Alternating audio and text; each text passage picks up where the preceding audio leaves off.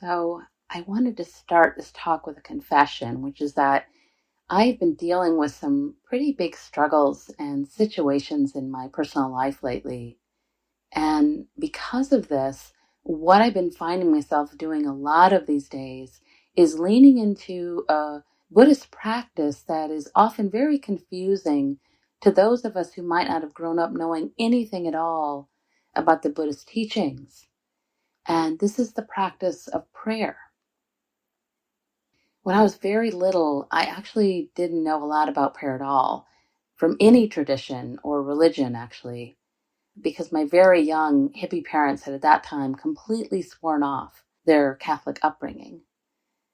And so whenever we would drive from lower Michigan to the upper peninsula of the UP to visit my grandparents, usually for Christmas or Easter, the holidays, my little Italian grandmother would teach me in secret how to kneel down next to my bed and say the Lord's Prayer.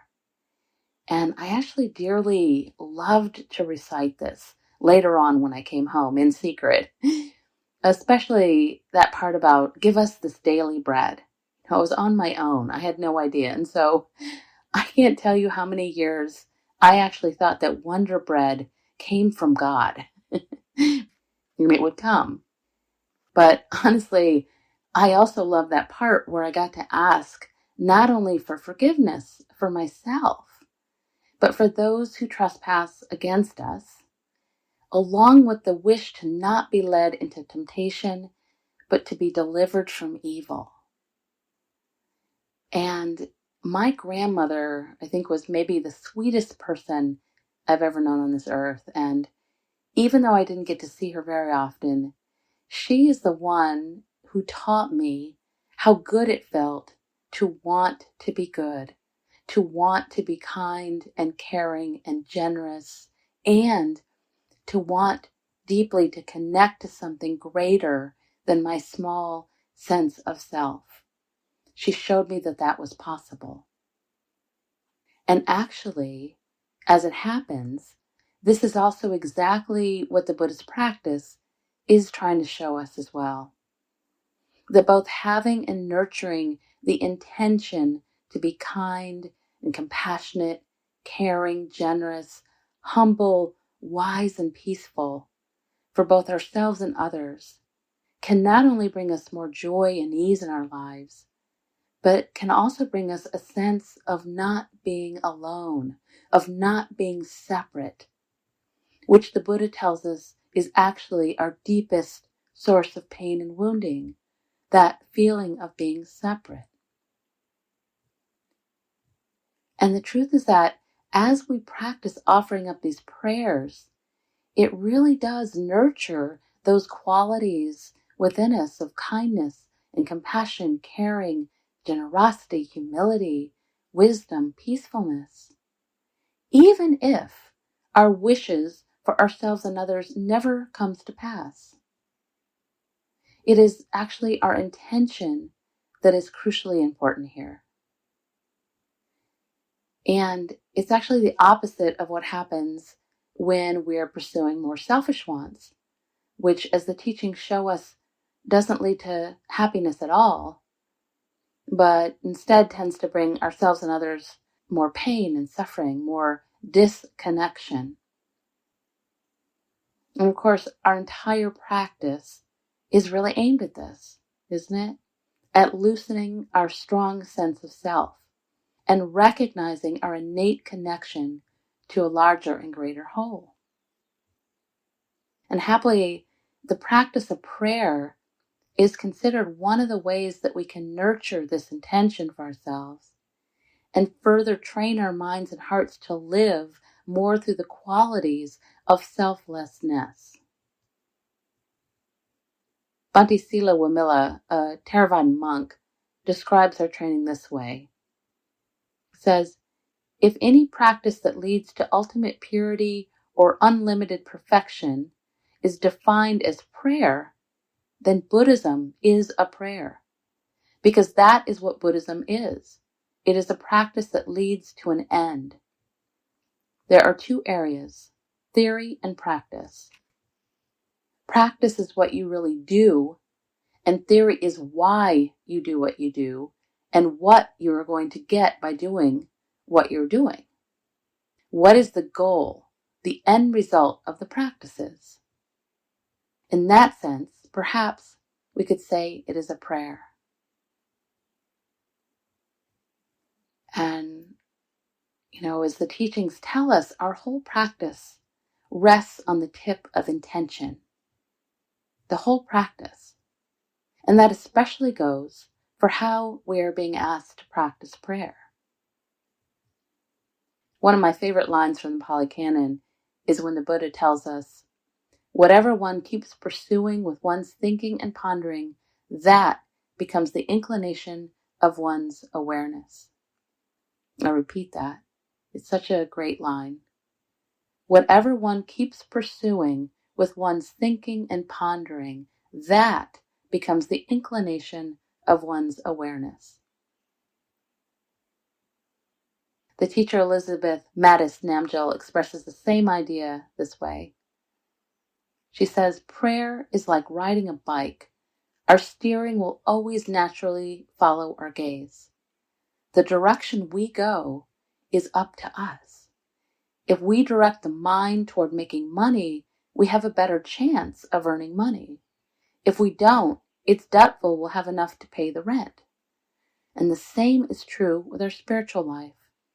Spiritual progress, human progress, requires clear intention.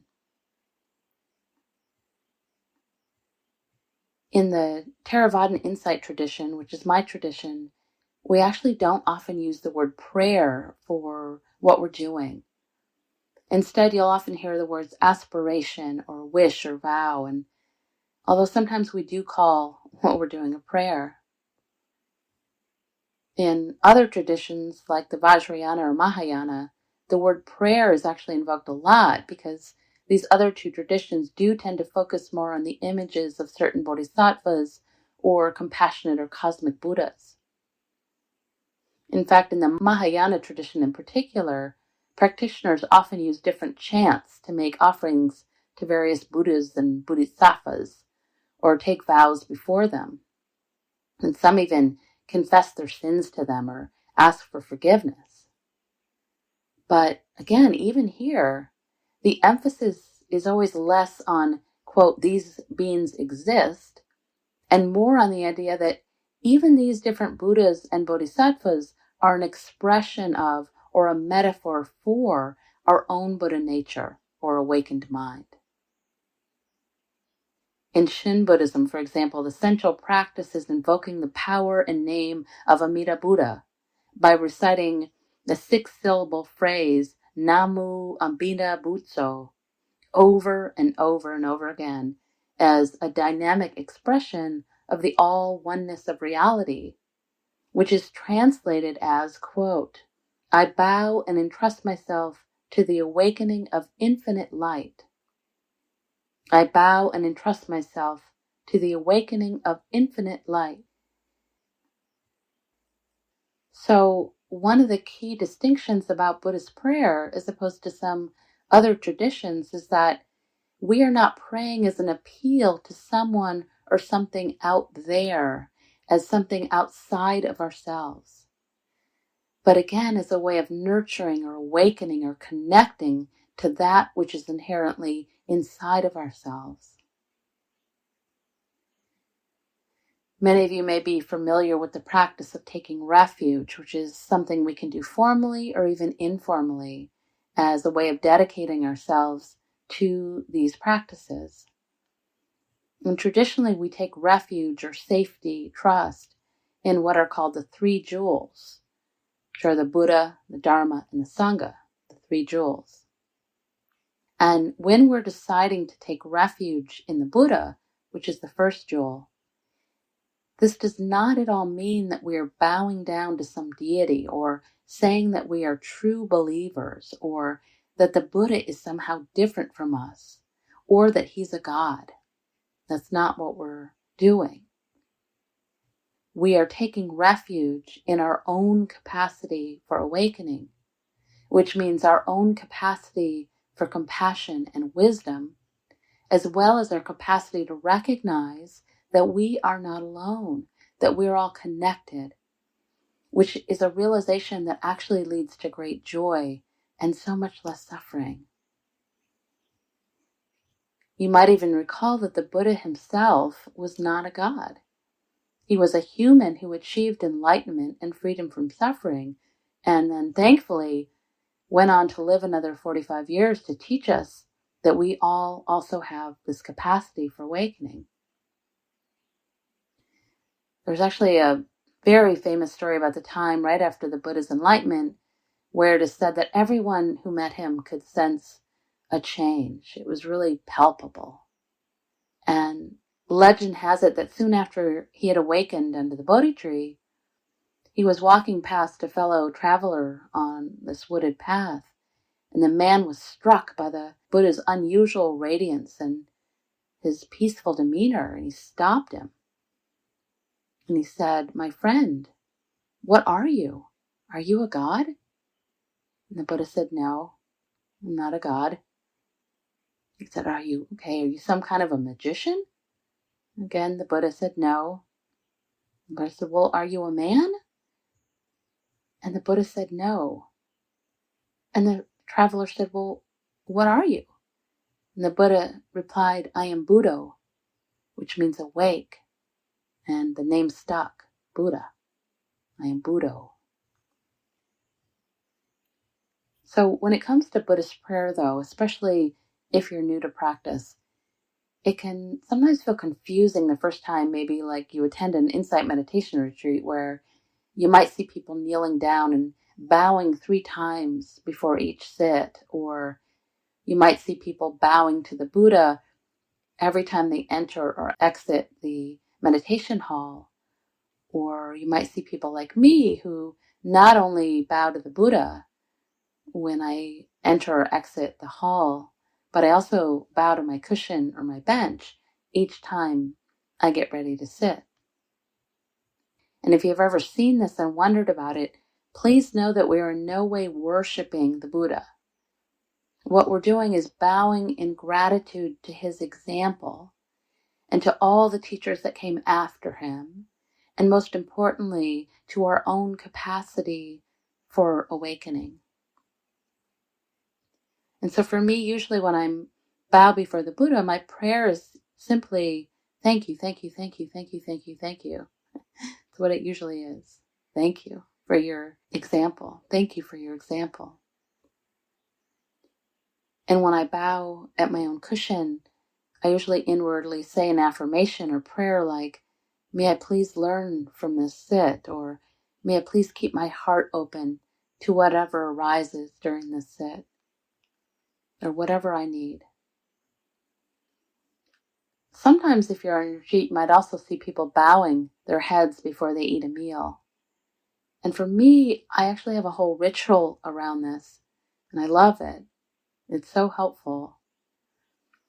After I've filled my bowl, I'll hold it in my hands and close my eyes and bow my head and take a moment to just feel the warmth of the bowl and smell the food. And then I'll start by giving thanks to everyone who was involved in the process of feeding me. The people who planted and grew the food, the people who transported the food and bought it and prepared it, etc. And if there are eggs, I might thank the chickens for their contribution to my meal. And I even then thank the earth and the air and the sun and the water for also helping to create this food. And then I'll offer a prayer that goes something like, may all beings everywhere feel warm and held and safe and nurtured and loved. And I just love that I have time to do that on retreat, because it really does help me to feel connected and not alone, and it opens my heart. And again, if you go on retreat and see anyone doing this, please know that most of us are not thanking any gods or Buddhas for these meals. We are actually thanking real people, the real earth, air, water, and sun, and offering our prayers and wishes out to real beings living on this earth. And again, whenever we're doing this, what we're essentially doing is making an aspiration or a vow to train our own hearts and minds to open, so that we can become and be that kind, compassionate, generous, peaceful, wise, awake person for both ourselves and others. The Tibetan Lama Sarah Harding describes Buddhist prayer this way. She says, it can be seen as aspiration, as setting your mind in a certain direction. Whether you have a particular other being or other power in mind is not necessarily the main thrust of it. The main point is that you are putting your mind in that direction. For instance, if you send a Christmas card that says, "May there be peace on earth," you are not necessarily asking someone to bestow this. You are simply making that aspiration. So sometimes this aspiration is expressed in physical objects, which act as symbols of our wish for all beings to be free from suffering. And you'll find these things in homes where a Buddhist lives usually, just like you might find a rosary or the cross in a Christian home. These things include objects like, prayer beads, which are used to focus the mind on the repetition of prayers or mantras. And I'm sure most of you have likely seen or even own those colorful strings of Tibetan prayer flags, which usually are covered with auspicious symbols and mantras. And the idea with these is that when the wind blows through, they are sending blessings and good fortune to all beings. Another beautiful Tibetan practice that I love is the turning of the prayer wheels. And these come in all sizes. And some are really elaborate wheels that need many people to turn. And some are just simply handheld. And these two are usually covered in mantras. And as they spin, again, they symbolize our wish or prayer to send blessings and good fortune to all beings. And honestly, since none of us are all-knowing, omniscient gods, we really don't know, do we, whether or not anyone or anything is actually hearing us when we pray. Or if our wish or aspiration for ourselves or others is actually creating a ripple effect out into the world. Although personally, I like to believe that this is actually true, that our aspirations really do create a ripple effect, since again, as the teachings show us, we really are intimately all connected. The Zen priestess Zan Chosen Bays tells us this: we know that there are invisible presences all around. There are comedies, tragedies, soap operas, rap music, and 911 calls in the room. But we can't hear them if we don't have the right receiver, such as a radio, computer, cell phone, or TV.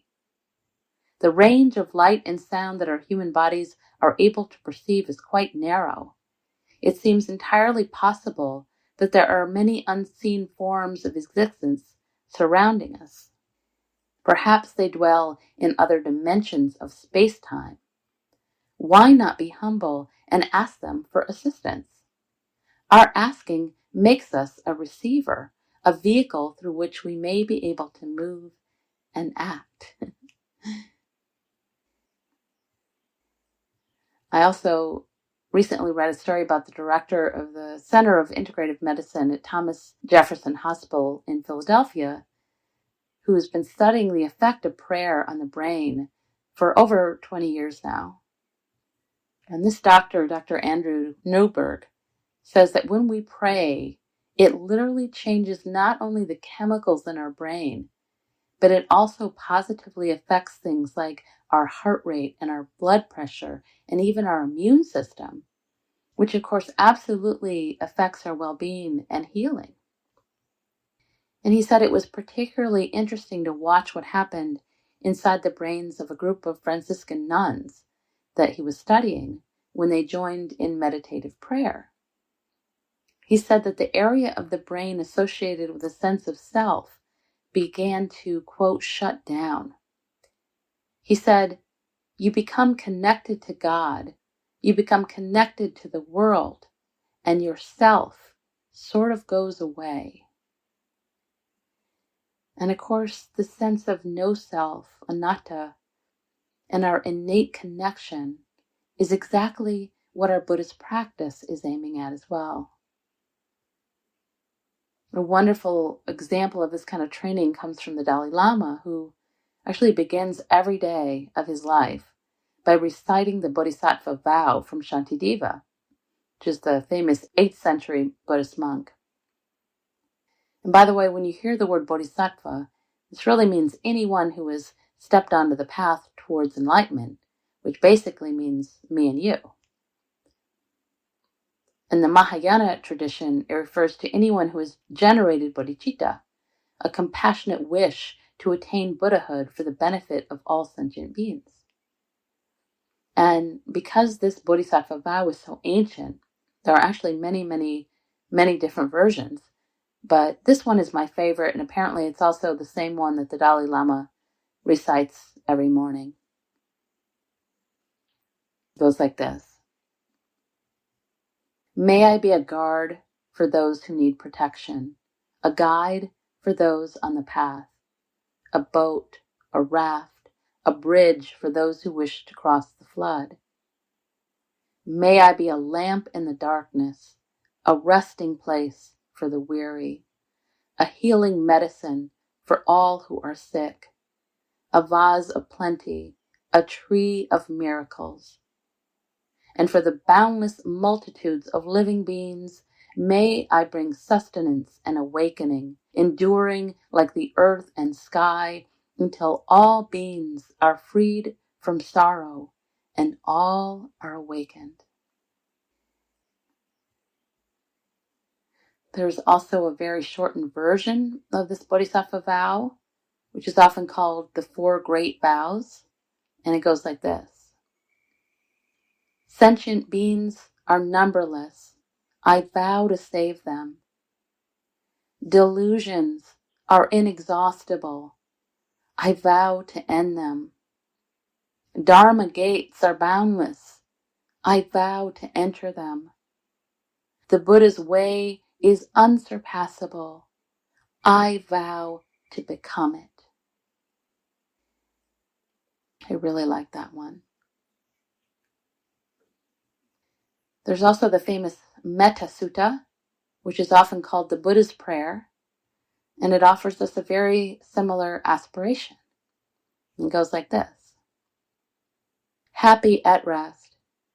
May all beings be happy at heart. Whatever beings there may be, weak or strong, without exception, long, large, middling, short, subtle, blatant, seen and unseen, near and far, born and seeking birth, may all beings be happy at heart. Let no one deceive another or despise anyone anywhere, or through anger or irritation wish for another to suffer. So that's the Buddha's prayer.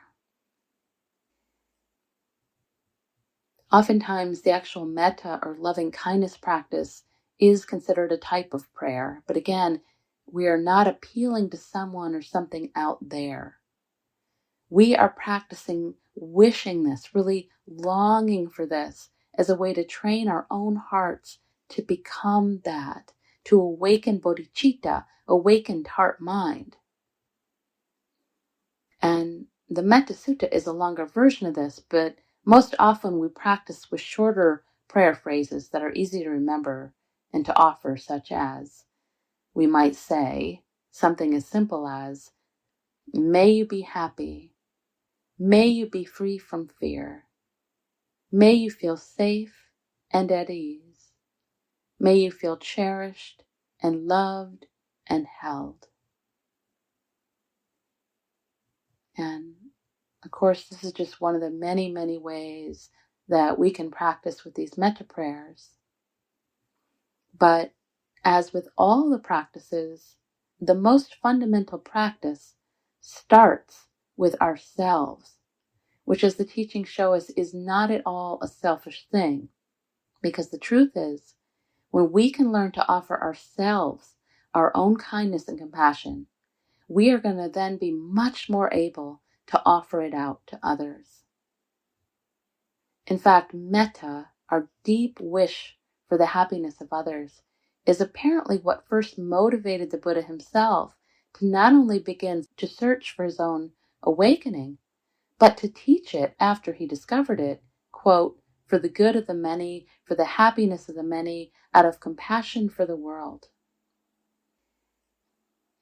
So this is actually really crucial for us to understand, that our wish and prayers for our own happiness is important. Just as a for instance, you might think about what happens to our hearts and minds when we have the opposite wish for ourselves, when we are somehow feeling hatred or aversion towards ourselves, or maybe even if we feel like we somehow deserve to be punished. How does this affect the quality of our lives and how we interact with both ourselves and others? Actually, an important part of our practice is to notice this when we're maybe in some way wishing some sort of punishment on ourselves, when we're training the mind in this way, or maybe when we're wishing others harm in some way, or wishing for bad things to happen to them, even in really subtle ways, especially if we think they somehow deserve it. Because that's really kind of prayer, isn't it? Right? To wish for bad things to happen to someone. So we need to honestly remember that those kind of prayers are really serving to harden our hearts, because what we're really practicing actually is ill will. That's what we're practicing. I also want to say that when we're praying in the Buddhist tradition, we're really practicing to let go of a small sense of self, while also trying to connect with something larger than ourselves. And very importantly, without also diminishing ourselves in any way. My friend and teacher Tara Brach explains it this way. She says, when we are suffering and turn to prayer, no matter what the apparent reason for our pain, the basic cause is always the same. We feel separate and alone. Our reaching out is a way of relieving ourselves of this pain of isolation. Yet the Bodhisattva's aspiration radically deepens the meaning of prayer by guiding us to also turn inward. We discover the full purity and power of prayer by listening deeply to the suffering that gives rise to it. Like a great tree, such prayer sinks its roots into the dark depths in order to reach up fully to the light. This is what I call mindful prayer, opening wakefully to our suffering and allowing ourselves to reach out in our longing for connection. Irish poet and priest John O'Donohue writes, prayer is the voice of longing. It reaches outwards and inwards to unearth our ancient belonging. The more fully we touch our pain and longing, the more fully we are released into boundless, compassionate presence.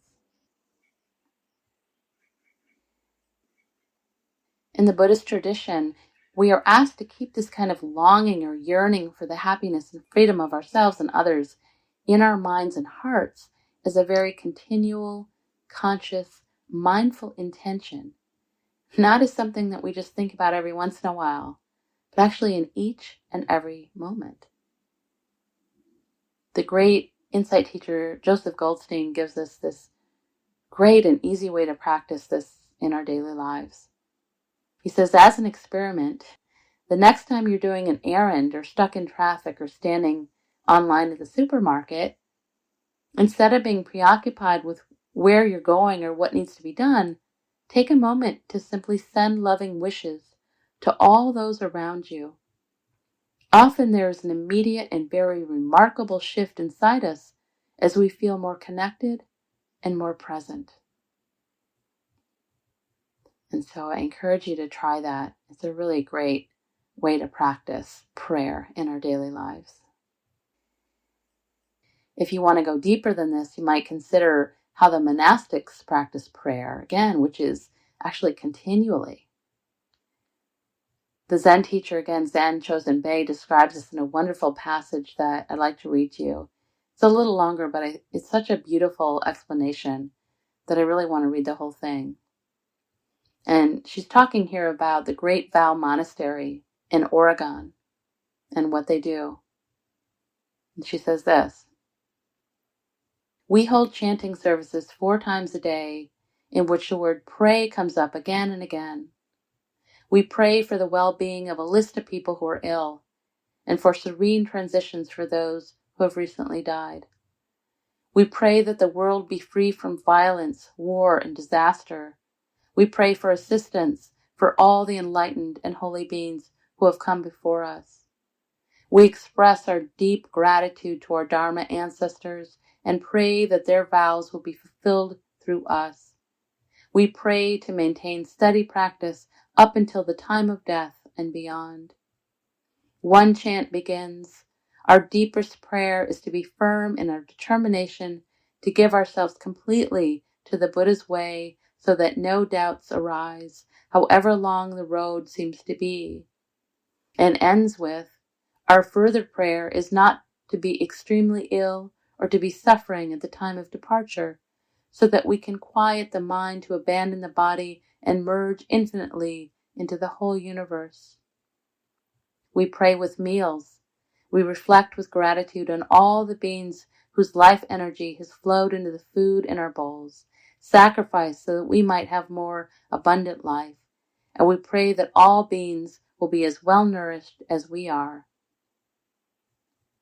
We pray to be able to turn obstacles into fuel for enlightenment.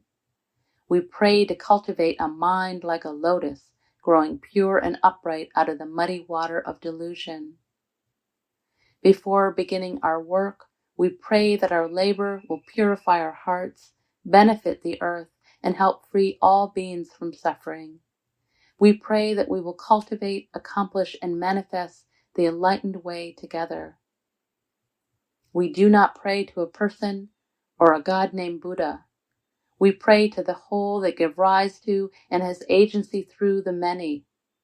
We pray that enlightened qualities become our continual way of living, bringing benefit to us and all we encounter. We direct metta towards ourself, silently asking, may I be free from fear and anxiety. May I be at ease. May I be happy. Once we are replete, we turn those prayers towards others. In that act of vow, we find humility, and in humility, we again enter prayer. Gyanin Katagiri Roshi, in Returning to Silence, wrote, finally, you say, please. Please make me simple. Please make me free. The moment that you call saying please is called Avalokiteshvara. There is no subject who is calling, and there is no object you are calling upon. Because the one who is calling upon something is simultaneously what one is looking for. That is Avalokiteshvara. The prayer is not directed at ourselves, yet we are the place where the prayer is answered. To think about living every day, every action of your day in prayer is pretty powerful.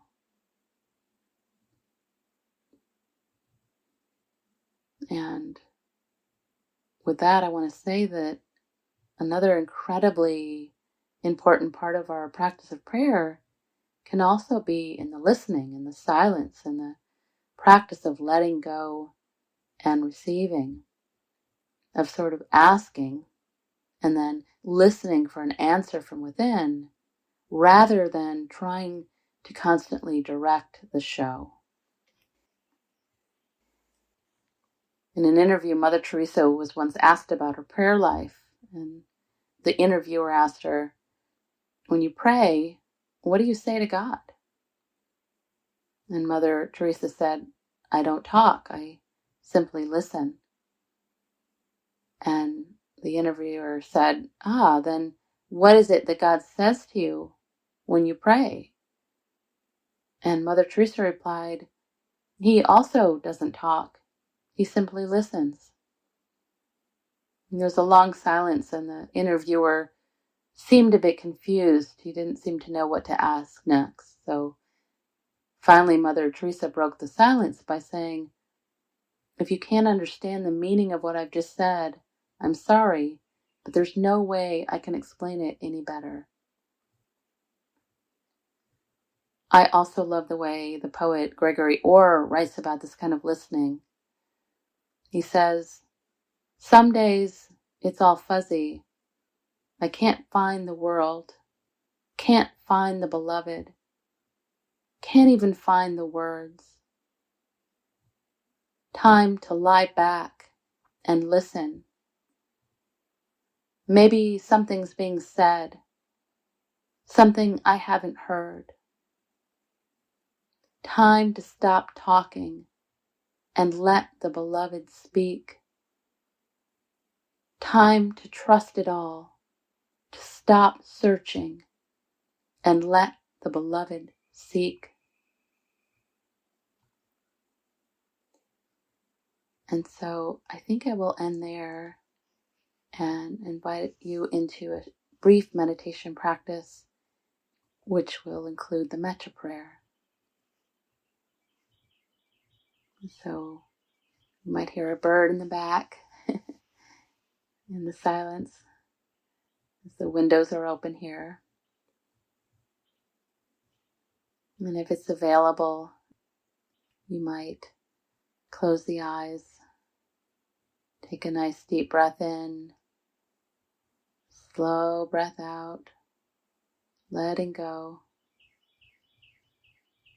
breathing in, breathing out.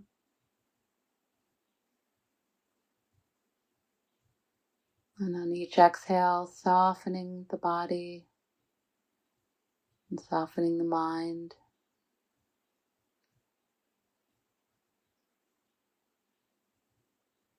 You might even do a quick body scan from the top of the head down, slowly, noticing the body itself and letting there be a softening, melting, letting go. You might notice the area of the face, allowing the forehead to be smooth, cheeks, jaw, eyes.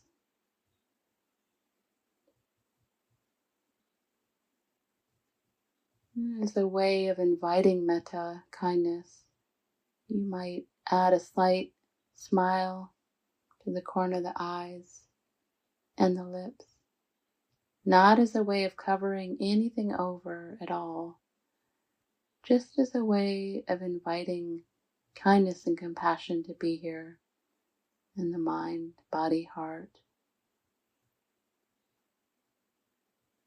Still breathing, maybe allowing the shoulders to drop, allowing the tummy to be soft, maybe sensing the breath here as well.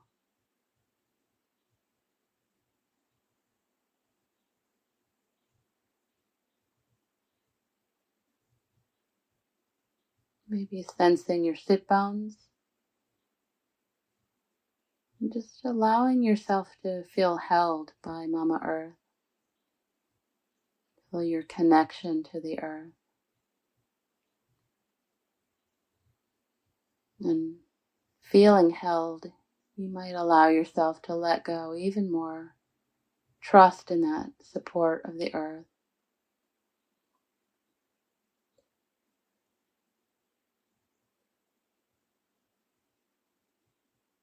And as you're ready, you might directly breathe into the heart center,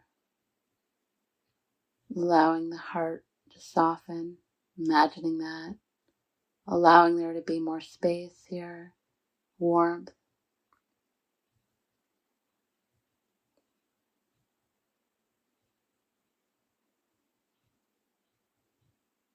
If it's available and it feels okay, you might place one hand or both on the heart to get in touch with the heart. You may place one hand on the heart and one on the belly. Your choice.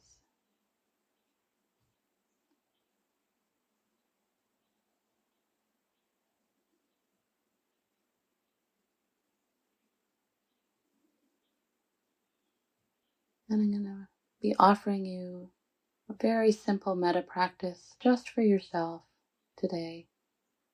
Just to focus on your own heart and wish yourself well, which again is the most important fundamental place where we start with ourselves. And so focusing on the heart center, you might hear the words, "May I nurture gratitude, grace, and ease in my life.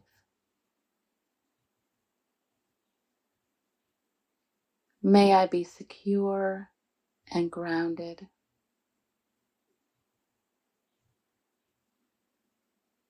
May I be happily and successfully contributing.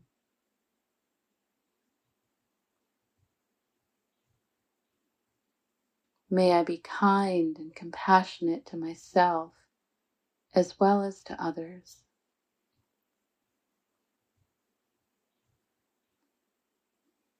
May I be healthy and free from both internal and external harm.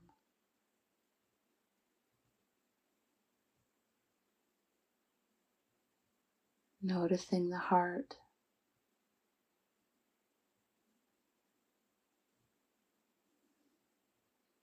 breathing into the heart.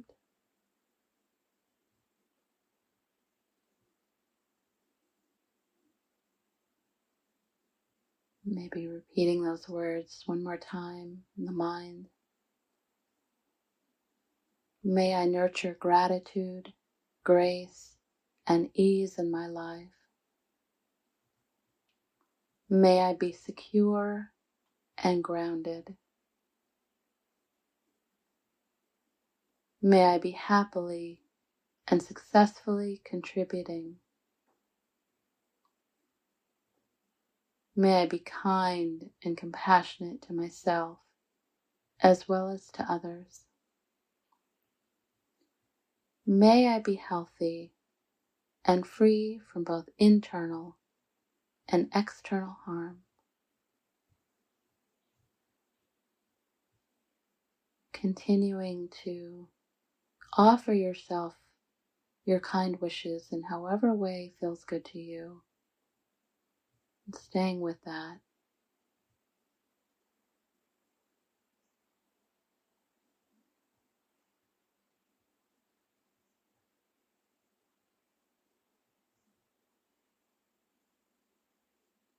Again, if you've lost the smile in the eyes and the lips, you might add these in again and see how that changes your well-wishing for yourself.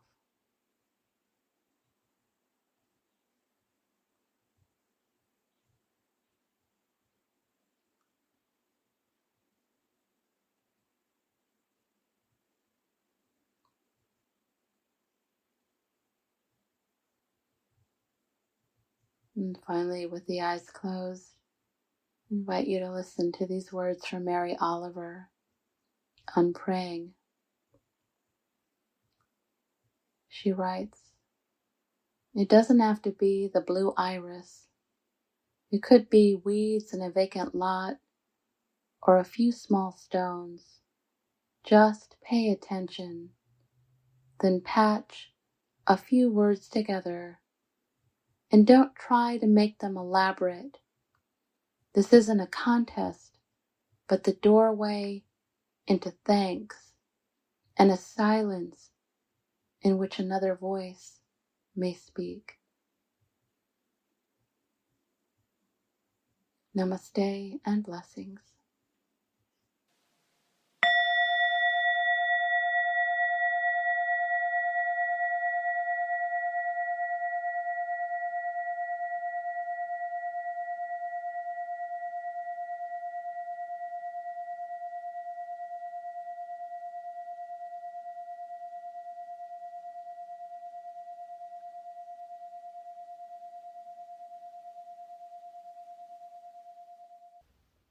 I hope you enjoyed this talk.